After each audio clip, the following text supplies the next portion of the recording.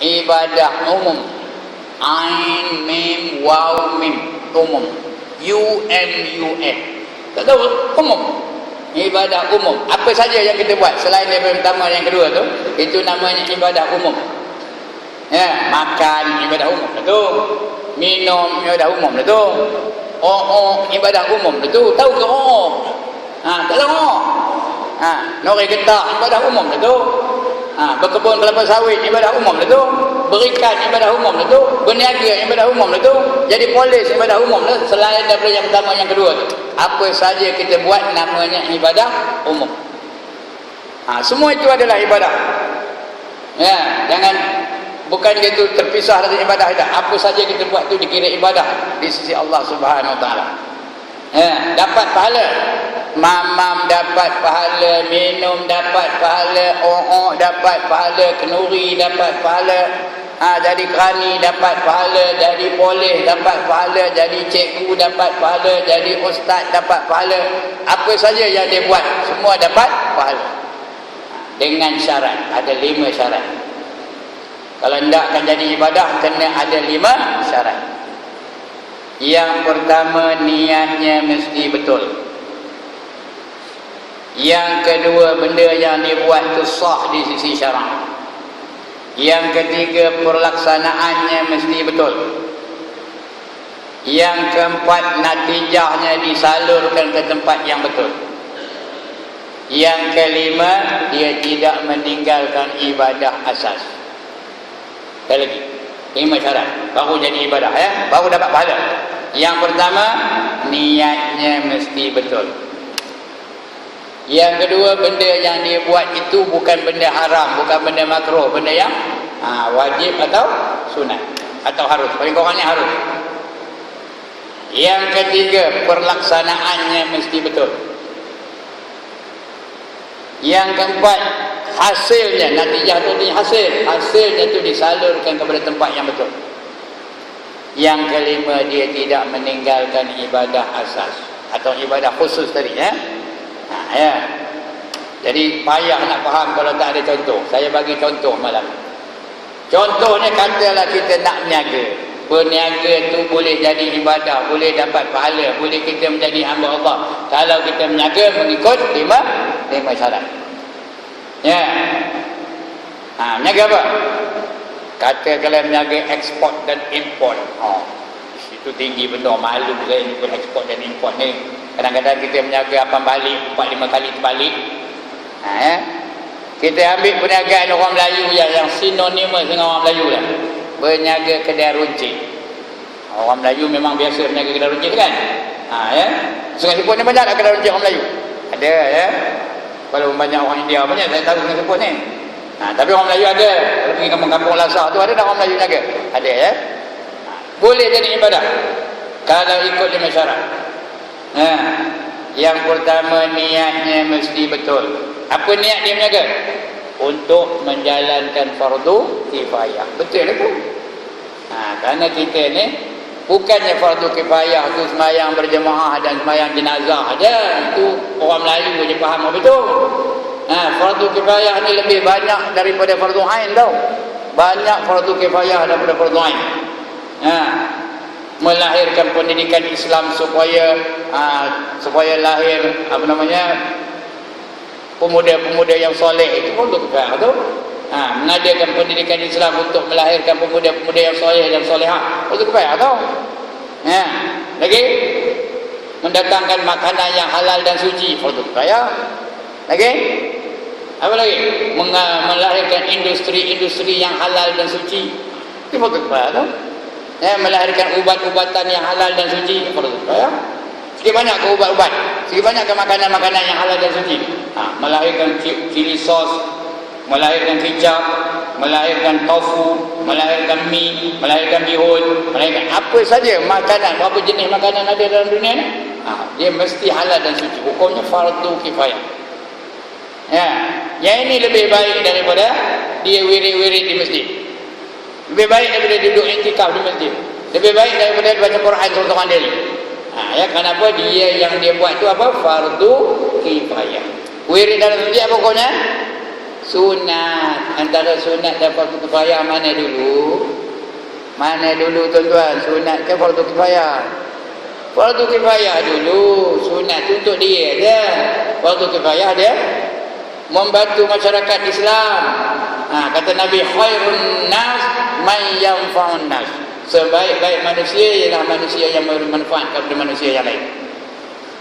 Kalau dia menjaga rujit, dia dapat menjalankan fardu kifayah. Orang lain boleh bergantung kepada dia, boleh melepas pergantungan daripada orang kafir. Tak ada yang nak beli kecap, beli kecap tang cong ceng. Nak beli cili sos, beli cili sos tang long leng. Nak beli tofu tang cong cong. Faham kita kat sana? Jadi dia kena mengadakan kilang tofu yang suci dan halal. Dia mengadakan kicap yang suci dan halal. Dia kena mengadakan jenis sos yang suci dan halal dan lain-lain. Berapa jenis makanan ada tu? Itu lagi lebih banyak daripada fardu ain. Itu yang pertama, niatnya mesti betul. Yang tak betul apa? Aku nak menjaga, nanti aku untung banyak, aku nak beli motor, aku nak beli Lamborghini, aku nak round Sungai Siput, dia dah tahu sampai aku. Betul ke tak niat tu? Dia nak beli Lamborghini. Tahu kan Lamborghini? Bukan Lamborghini. Lamborghini. Merayap aja. Aku nak tunjuk orang Sungai Siput baru dia tahu siapa aku. Lalu dia ten. Belum nyaga lagi udah. Udah niat tak betul. Sebab itu tuan-tuan, kalau kita baca kitab tua-tua, pelajaran yang pertamanya mesti niat. Baca hadis. Hadis 40. Apa pelajarannya? Pelajaran yang kedua tu niat. Innamal a'malu binniyat. Baca hadis Riyadhus Shalihin, yang pertama juga niat. Semua niat. Supaya betul niat. Okey, itu syarat yang pertama ya. Syarat yang kedua, benda yang dia menjaga itu mesti sah di sisi syarak. Dia menjaga apa? Menjaga beras, okeylah tu. Menjaga tepung, okeylah tu. Menjaga gula, boleh tu.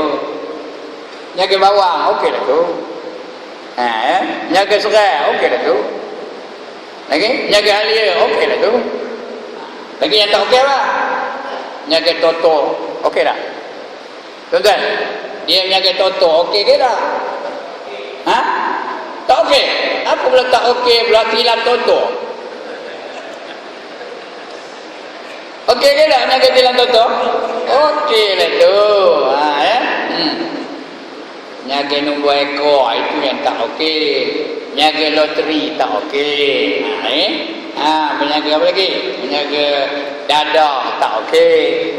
Menjaga apa lagi? Daun ketum tak okey. Benda yang memabukkan menjaga tak okey lah. Okey, saya nak tanya satu ni. Ini sensitif sikit. Minta maaf boleh ya. Menjaga rokok okey ke tak okey? One more time. Menjaga rokok okey ke tak okey? Tak okey. Kenapa? Kerana rokok dan rokoknya udah takut nak nyebutnya. Rokok dan rokoknya haram. Jangan ingat. Ada yang takut nyebutnya? Orang yang merokok dia takut nyebut haram. Tak ada. Marah-marah lah. Bulan depan jangan panggil. Sudah. Tak okey. Jaga rokok tak okey. Kerana hukumnya haram. Ada, kalau nak tanyakan, tanyakan. Apa dalil rokok tu haram Ustaz? InsyaAllah saya boleh jawab. Itu dia. Benda yang dia menjagakan itu mesti benda yang sah di sisi syarak. Mesti yang halal. Yang ketiga, pelaksanaannya mesti betul. Dia menjaga itu ada dah angkat jual beli. Dia menjaga itu ada dah modalnya itu modal yang sah. Ataupun modal dari riba. Modal dari pinjaman yang boleh mengeluarkan riba. Apa itu kan? Yang sah ya. Modal itu jangan ada unsur-unsur riba. Jangan ada unsur-unsur rasuah. Jangan ada unsur-unsur yang haram. Itu ya. Baru sah, baru betul. Itu yang ketiga. Yang keempat, natijahnya. Natijah itu artinya hasil dari perniagaan itu dapat untung disalurkannya ke masjid. Okey tak? Okey lah. Disalurnya ke rumah dia tanggung isteri dan anak-anaknya. Okey ke tak? Okey lah tu. Ada lebih lagi dia bagi kepada anak yatim. Okey tak? Okey lah tu. Ada lebih lagi dia salurkannya kepada perjuangan Islam. Okey tak? Okey lah tu. Yang tak okey apa? Untung, dia pergi ke tempat-tempat peleseran. Tahu tempat peleseran? Pergi kepo, pergi naik kelab, pergi joget, pergi karaoke. Itu yang tak okey tau. Dia pergi berjoget, pergi karaoke, pergi benar nari di dalam naik kelab tu. That's the way I like it. Katanya. Padahal dah tua tu. Tuan-tuan dan puan, yang pergi naik kelab tu, yang pergi karaoke tu orang tua ke orang muda? Sekali lagi, orang tua ke orang muda? Orang tua, tahu? Orang muda mana ada duit? Minta maaf lah kalau dia umur belasan tahun, mana cari duit? Sebotol Coca-Cola RM12, tahu? Kopi secawan RM10, teh secawan, teh tarik secawan RM13.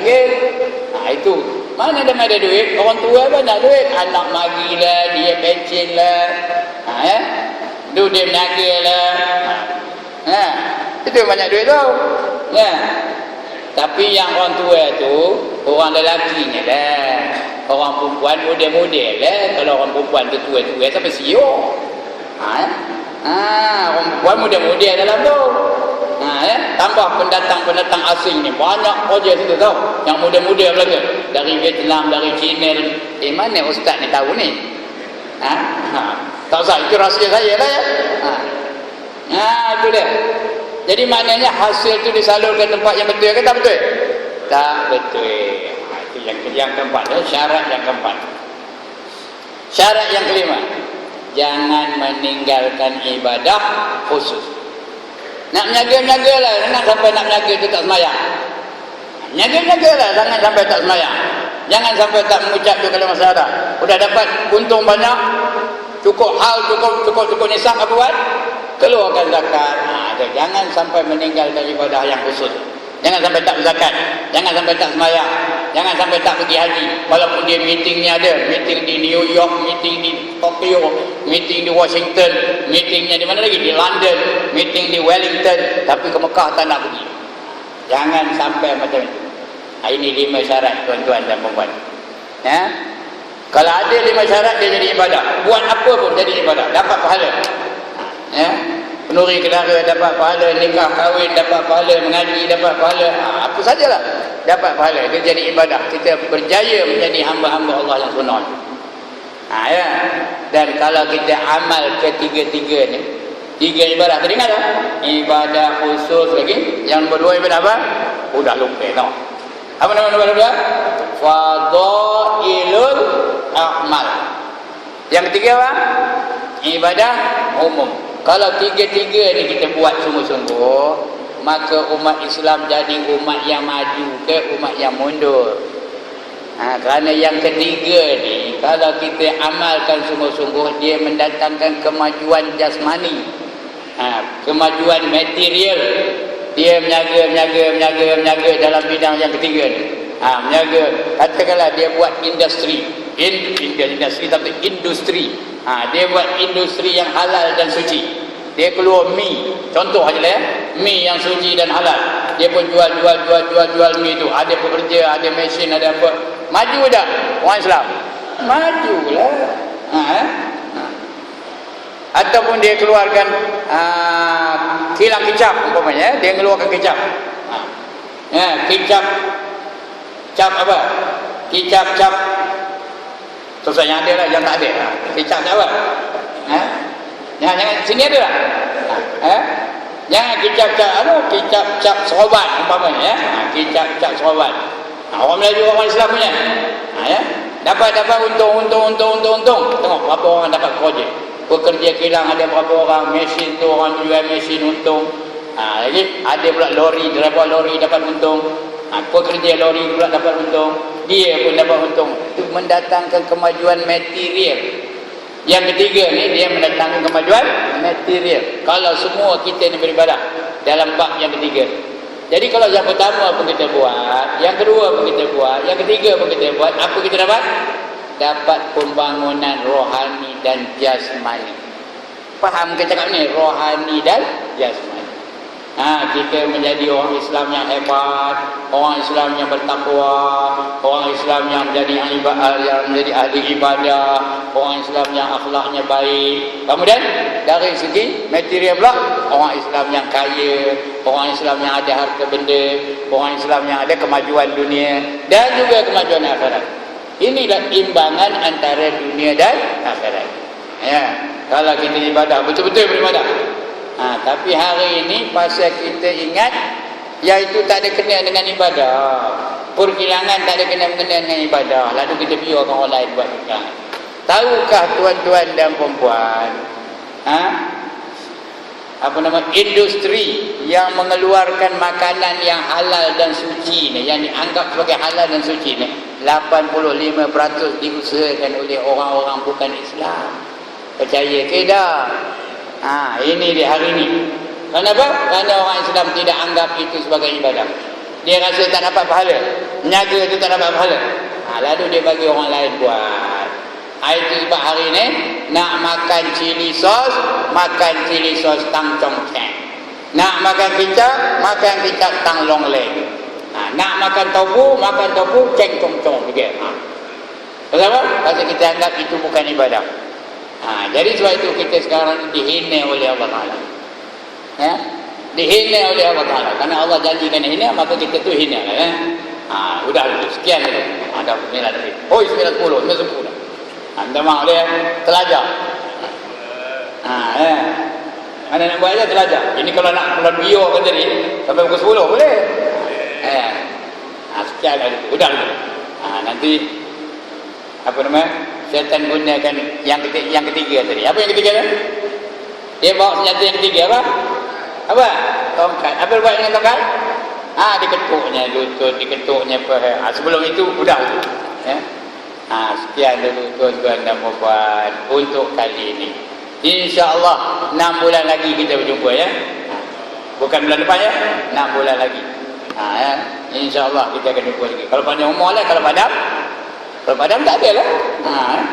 Sekian. Salah silap minta ampun, minta maaf. Aqulu qawli hadza wa astaghfirullahal azim li wa lakum wa lisa'iril muslimin wal muslimat wa ya fawzal mustaghfirin wa ya najatat taibin. Assalamualaikum warahmatullahi